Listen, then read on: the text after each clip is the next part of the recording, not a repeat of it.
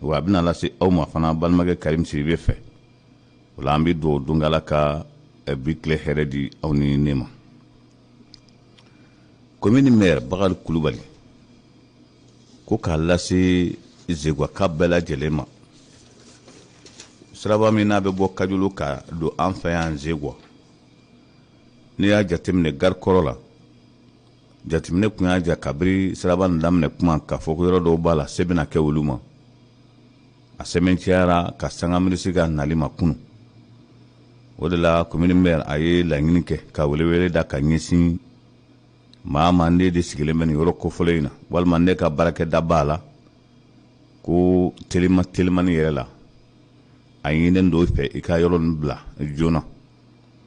Wala ka d'a kan ko baara bɛna se nin yɔrɔ kofɔlen in ma, o sera yɔrɔ minnu ma ni u y'a ja k'a fɔ siraba kan ka tɛmɛ olu fɛ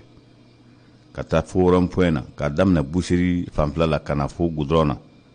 ko o bɛɛ lajɛlen ka da la k'a fɔ se bɛna k'u bɛɛ lajɛlen ma,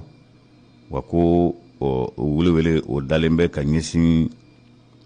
Zeguwaka minnu sigilen bɛ nin yɔrɔ kofɔlen in na. An bɛ to ɲininkaw fɛ, an bɛ segin ci la in kan nanzarakan na. Dans le cadre des travaux de réalisation de la route Kajulu-Zegoua, le maire de la commune de Zegoua informe tous les vendeurs à partir du rond-point jusqu'au boucher de bien vouloir prendre toutes les dispositions pour quitter les lieux urgemment. Le maire dit pouvoir compter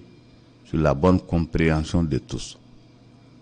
C'est très noble que Mami fait une gaféina. Oui, monsieur le maire Bakari Kulubali. Zeguwa kiwa kasanga ni kira kele mahalisa. Ministre min gabana ngesnembe transport ko ma ale nana kana inyeda astraba barakala ukan kunungo. Ako ale ka tamain a wajibiyara ale de kan kadaka ko Mali be ka nafolo do yoro chamana a nafolo do yoro ti wako a barabe kalfa mununa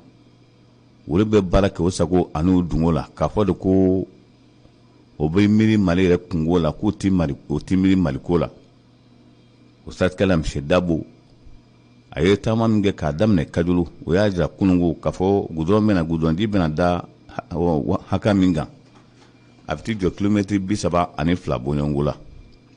O kilomɛtiri 32 Kajulu yɛrɛ kɔnɔna na ko kilomɛtiri 4 bɔɲɔngo o bɛna da gudɔrɔnji la Kajulu kɔnɔna na. O siratigɛ an bɛ aw ladɔnniya k'a fɔ minisiri y'a ja k'a fɔ ko a baara sumayara kojugu.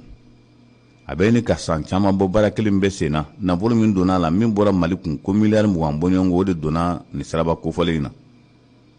N'o dun donna o la kun jumɛn na a bɛna bala nin cogo in na tan ko tiɲɛ don Mali ka hakɛ dɔ tun bɛ yen o tun ma se k'o kɛ ka s'a dan na, ko nka bi an bɛ Ala tanu ko Mali kan ka ko k'a bɛɛ lajɛlen sera a seyɔrɔ la. Wala a y'a jira kunnafonidilaw la kunun k'a fɔ ale kɔni ye kangarabada min kɛ minnu ni siraba nin baara dir'u ma k'u k'a lajɛ, ale kɔni bɛ dati min f'u ye a kana tɛmɛ o kan, mais kalo min ni o bɔra ko tile 15 kana dafa abadan ne y'a sɔrɔ siraba in a ma ban. A y'a jira nanzarakan na k'a fɔ ko fɔko ɲuman b'o la ayi ko fɔko ɲuman t'o la, k'a fɔ ko o de bɛ tɛmɛ k'o ti tɛmɛ. A b'a ladɔnniya k'a fɔ a ye nin kunnafoni di kunungo min ni n'i y'a jateminɛ Kajulu sira yɛrɛ kɔnɔna bi baaraw bɛ ka taale cogo min na ko bɛɛ b'a dɔn k'a fɔ a bɛ ni ka caman k'a la. Maa min n'i bɔra Katɛlɛ sira fɛ i na taa da la k'a fɔ gudɔrɔnji ye kɔni bɔra yɔrɔ dɔ la ka ban kɛ bɛ a ko kan, nka minisiri nin ka taama la kunungo a ye min jira ko ale kɔni haka min fɔ a la a bada k'a kana tɛmɛ mais kalo tile 15 kan n'a tɛmɛn'o kan ko kuma wɛrɛ bɛ fɔ a ko la. Zegoua denmisɛnninw la jeunesse communale la commune de Zegoua ko o kɛlen bɛ ka joli di boloda ani ɲɛnajɛ dɔw boloda. Ɲɛnajɛ in yɛrɛ denfaya dira maa min ma o ye Moriba Jala ye. An b'a ladɔnniya k'a fɔ ko o siratigɛ la nin ɲɛnajɛ min n'a bɛ daminɛ sɛbɛ yɛrɛ kɔni na ka d'a kan Mali ani Kajulu yɛrɛ mako bɛ joli la bi an bɛ waati min na comme sisan. Nka o bɛna joli min di a bɛ sanga Sɔrɔdasiw ka yɛrɛma hɔrɔnya min n'o kɛlen bɛ 20 janvier la n'o bɛ kɛ 20 janvier la Zegoua jeunesse kulu y'a jira k'a fɔ olu bɛna joli di kɛ. o siratigɛ la k'a joli bɛ di yɔrɔ min na o ye Zegwa dɔgɔtɔrɔsoba yɛrɛ ye wa 20 janvier yɛrɛ o sɔgɔma la joona la a ma ladɔnniya k'a fɔ ko n'o kɛra a bɛ kɛ sababu ye u b'o ci ka taa kan ka taa lase yɔrɔ min na ko a bɛ se yɔrɔ kofɔlɔw la o tɛ a bannen o ko ni jolidi kɛra arabadon ka alamisa kɛ ka juma kɛ ka sibiri kɛ karidon ko o kɛlen bɛ ka ntolaci ba boloda ntolaci min n'a bɛ kɛ Zegwa ntolaci terrain na o ntolaci kofɔlen an bɛ aw ladɔnniya k'a fɔ k'a bɛ kɛ maa min ni ɲɔgɔn cɛ o ye Zegwa jeunesse ale ni finitigiw o bɛɛ lajɛlen ye o finitigi kofɔlenw sa o fɛn min n'o ye polisi b'o la gendarme b'o la opération sutura b'o la douane b'o la garde républicaine b'a la protection civile b'a la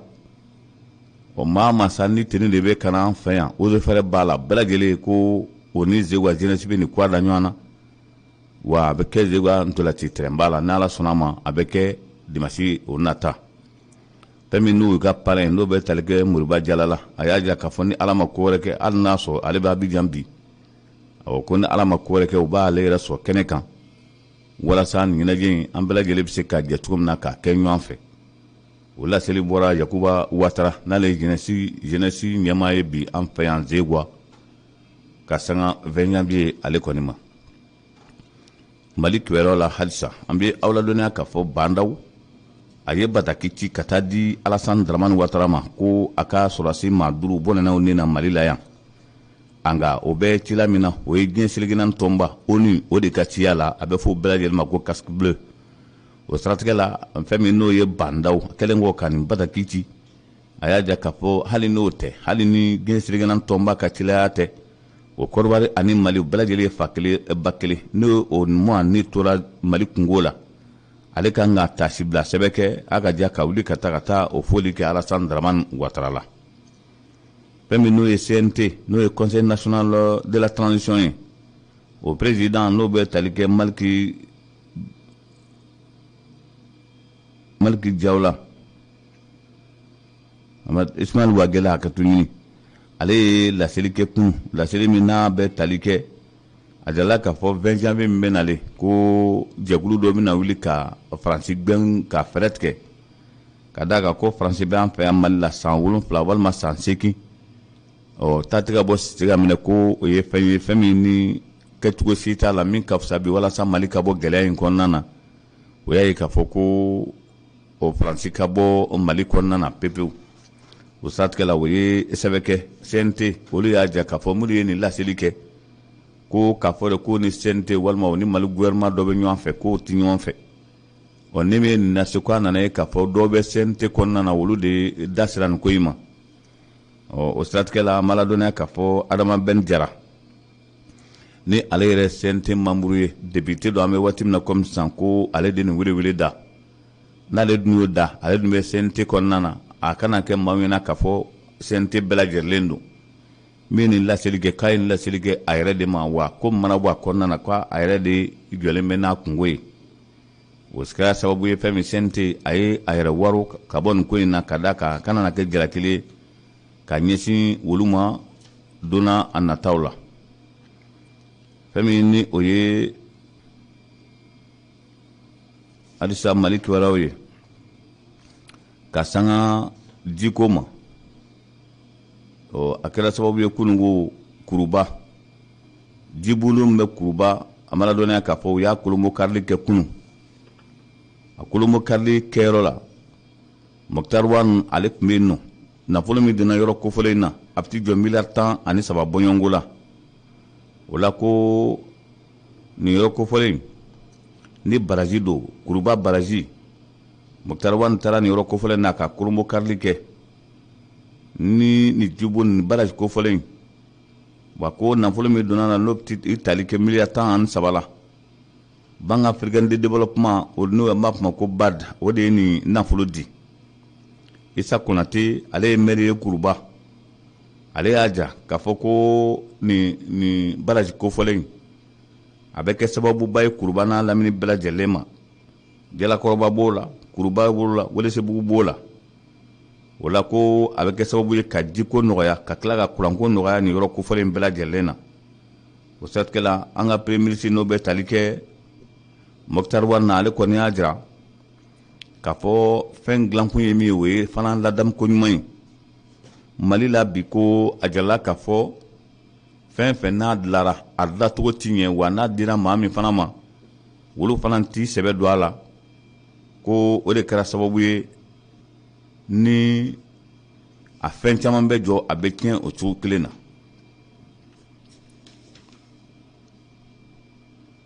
Côte d'Ivoire an bɛ ka to ɲini fɛ coronavirus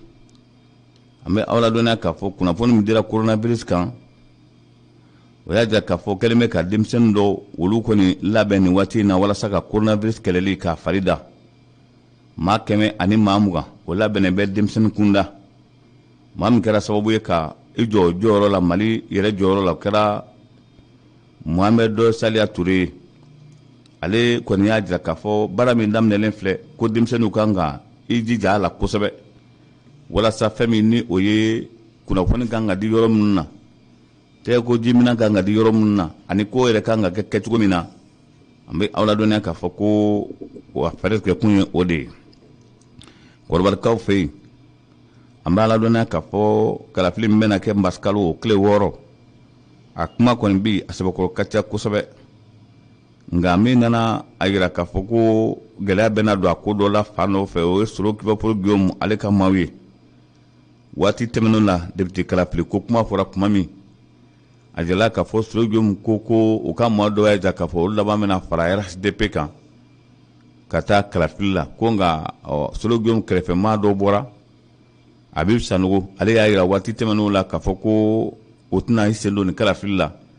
wa k'o tɛna fɔ o ka maa si ye k'e taa wote fa in fɛ ko olu kɔni b'a a jira k'a fɔ ko nin bɛ min na n'o ye Soro Guillaume ale yɛrɛ ka tɔn o ɲɛmaa kunda ye o y'a jira k'a fɔ olu kɔni sen bɛ ŋaradabaya de la ko o siratigɛ la olu kɔni tɛna ni sen don nin na ka d'a kan ko Alassane kɛra sababu ye a n'a ka gouvernement o kɛra sababu ye ka Soro Guillaume kɛrɛfɛmaa caman minɛ bi k'o don kaso la caman yɛrɛ bolila ka t'u yɛrɛ kalifa yɔrɔ wɛrɛw la o kɛra sababu ye ni o nan'a ye sani u ka t'i sen don nin kalafili na k'a kɛ tɔgɔ ye ten k'u b'i sen bɔ a la dɔ y'a jira k'a fɔ ko sen bɔlen a la o tɛ fɛɛrɛ ɲuman ye ko n'o ma kɛ ni kunna ma diya kɛ ko nin Soro Guillaume a ka tɔnko nin y'a burujatɔ ye kalafili ye fɛn ye i b'a to bɛɛ lajɛlen ka kalafili a bɛ se ka kɛ sen t'a la ko nka n'i ye bɛɛ lajɛlen sen bɔ a la i fɛ e dun ma ɲininkali kɛ bɛɛ la fo k'a fɔ ten u ye jalaki ta ka ɲɛsin Soro Guillaume ma nka kɛrɛnkɛrɛnnenya la Habib Sanogo ale min kɛra sababu ye ka na nin kunnafoni di o y'a jalaki kosɛbɛ. An bɛ waati min na komi sisan o kalafili sɛbɛn min n'o bɛ k'a ladon Soro Guillaume ka maa min kun sigilen bɛ ka kɔnɔni kɛ o de wulikajɔ bila sen kan sisan ka na ye a bɛ cogo min na bi k'a bɛna kɛ gɛlɛyaba ye Soro Guillaume ale ka tɔnko ma ka d'a kan ko a kɛ ka di sababu ye ka tɔnw o sɛbɛn kɔrɔti o ye misali minɛ yɛrɛ Alassane Dramane Ouattara la tuma min na ni Laurent Gbagbo tun bɛ jamana ɲɛmaaya la n'olu ye sen bɔ kalafili la mandat kelen kɔnɔna na ni kunnaja tɛ ko RDR ko ka tun bɛ ban. Congo RDC a mana dɔnna k'a fɔ Patrice Lumumba nin y'a san 20 ye o y'a fa a ka to ɲini nin y'a san a san kunbɛ dɔ ye a ka to ɲini an bɛ to ɲininkaw fɛ Laurent Désiré Kabila nin y'a san 20 ye o y'a fa Congo RDC jamana ɲɛmaakɔrɔ min denkɛ tun bɛ jamana ɲɛmaaya la kɔsa in na Joseph Kabila o fakɛ ale fara sibiri don dɔ la janvier kalo o tile 16 ko o y'ale fa o maa min y'a faga o y'o fa o ka kuma la ko maa min fana ye o maa kofɔlɔw fa o minɛna o tun bɛ kaso la kabiri o don fo ka na se bi ma o tun ye maa min minɛ yɛrɛ k'o don kaso la k'a bɛ t'i jɔ maa 32 bɔɲɔgɔnko la o maa 32 min minɛna k'o don kaso la k'o y'a ko tigiba ye ale de tora kaso la Joseph Kabila ale ni Félix Tshisekedi ka fɔɲɔgɔnko in kɛra sababu ye ni o taara o kamalen kofɔlɔw bɔ kaso la a bɔ kaso la a kɛra gɛlɛyaba ye Joseph Kabila ma ka d'a kan ko dogolen caman bɛ yen ale laban a bɛ se k'a bɔ n'o ye Joseph Kabila bilaman a kɛlen bɛ ka a fari faga kosɛbɛ politiki nasiraw la o bɛn n'a ma a kɛra sababu ye fana ale ka parti min tun bɛ yen nɔ ni o tun bɛ ɲɛmaaya la Sena kɔnɔna na o Sena ko kumaw ko yɛlɛma bɛna don a la ka d'a kan Félix Tshisekedi a fana sera ka politiki kɛcogo la bi na ko yɛlɛmaba bɛ ka don Congo RDC kow la hali n'a sɔrɔ Joseph Kabila bannen don fɛn min ni o ye lamɛnnikɛw fɛ yen Donald Trump arabadon a bɛ bɔ a sigiyɔrɔ la o ye gɛrɛntɛ caman ta ka ɲɛsin Donald Trump ma ko maa tɛ ka d'a kan ko jamana ɲɛmaa min ni jamanadenw tuguna kɔ san 4 o ka tila ka na ko kɛ i n'a fɔ kodɔnbali yɛrɛ tɛ sɔn ko minnu ma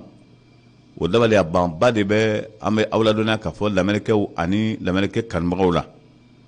nka lamɛnnikɛw ka taabolo ye min ye o sariya a ka gɛlɛn o sariya gɛlɛn dɔ y'a ye n'i ka waati ma se Joe Biden ale kɔni kɛra jamana ɲɛmaa ye a bɛ to kɔnɔni na fo ka taa se janvier kalo tile 20 ma o de bilalen bɛ ka arabadon kɔnɔ yanni o cɛ Donald Trump a ye fɛɛrɛ bɛɛ lajɛlen tigɛ walasa k'a ka jamana ɲɛmaaya nin k'a lagosi a ma se k'a lagosi cogo sugu si la a nana laban min na a ye maaw de labɔ ka t'i kɛ Maison Blanche kan maa yɛrɛ tɛmɛtɔ tun tɛ yɔrɔ min na k'o kɛra batɛmɛyɔrɔ ye bi ka d'a kan a ye lamɛnnikɛden dɔw labɔ o taara don Maison Blanche kɔnɔ ka tiɲɛlibaw kɛ o yɔrɔ kofɔlenw la o fana kɛra sababu ye lamɛnnikɛw ye gɛrɛntɛ sira a la a tun bɛ kunnafoni fɛn fɛn di o y'a bɛɛ tigɛ a yɛrɛ halala kunnafoni di so o y'o bɛɛ lajɛlen tigɛ ka tila ka kangaramada k'a ye k'a d'a kan k'a bɛ jamana ɲɛmaaya la halisa a ka ca Ala fɛ n'a bɔra ɲin na ko sariya bɛ sɔn k'a nɛw minɛ n'a ma kunnaja a bɛ kɛ gɛlɛyaba ye a yɛrɛ ma donna a nataw la Racing Club de Zegua Barça A Barça B FC Garages Club Moriba Diala Sant Seguba Keita AS Kamano AS Z Nasulu Jangolondugu Jalakoroso Zampedugu FC Ngolo Kana Vétéran équipe tan ani 4 olu de farala ɲɔgɔn kan ni Ala sɔnna ma baaraw bɛ daminɛ bi o siratigɛ la ma ladɔnniya k'a fɔ o ye o tila poule 4 o poule 4 poule A Garages Racine Nasulu ani Jalakɔrɔso poule B AS Kamano Barça A Jangolondugu ani Zampedugu poule C AS Z Barça B Ngolo Kana poule D Club Moriba Diala CSK Vétéran équipe dɔw nana kɔfɛ sigikafɔ bɛ senna min kɛlen bɛ ka a ko gɛlɛya ni bɛn sera ka kɛ a la a président n'o bɛ tali kɛ Papius la kunnafoni bɛ dɔ bɛ di maaw ma ni bɛn kɛra la ni bɛn dun ma k'a la fana o n'a a fɔcogo don ka d'a kan fɛn fɔra kabiri kumajan ni a nana ye k'a fɔ dɔw ma y'a la balontan sariya dun ye kelen pe ye o kelen pe ni i faratila la don n'a nataw la i bɛ taa o kɔlɔlɔ sɔrɔ i yɛrɛ ɲɛ o bɛɛ lajɛlen n'a ta o ta ni fɔcogo sɔrɔla la bɛnkan mana na kɛ min ye o na kɛ k'a lase bɛɛ lajɛlen ma ntolaci an kɛlen bɛ ka wele se bɛɛ ma bi n'Ala sɔnna ma a ntolaci a bɛna kɛ Zegua balontan terrain la a coup d'envoi o ye ni Ala sɔnna ma nɛgɛ kaɲa 15 waati ye équipe tan ani kɔ olu de bɛ nin kuwa da ɲɔgɔn na walasa a coupe kofɔlen ni jala siɲɛ 2 de filɛ k'a da Zegua yan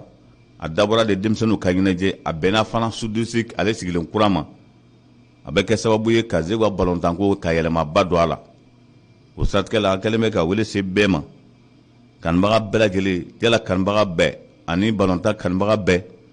an bɛ ka ɲɔgɔn sɔrɔ ni Ala sɔnna ma Zegua balontan terrain la bi nɛgɛ kaɲa 15 o waati la ni maa min ma o mɛn n'Ala ma ko wɛrɛ kɛ an b'a fanba lase an ka rajoso kan yan walasa ni min ma kɛnɛ sɔrɔ o bɛ se k'i sigilen to cogo min Bubu Jalo ale kɔni bɛ kunnafoni di fɛn fɛn n'a a kɛra terrain na a b'a kɛ direct la n'Ala sɔnna ma bi wulada in na foli ani tanu la n b'o ɲɛsin aw ma commune maire ko k'a lase Zeguaka bɛɛ lajɛlen ma minnu sigilen filɛ nin ye gare kɔrɔ la ka bɔ Kajulu ka don gare kɔrɔ la ko a ɲininen d'u fɛ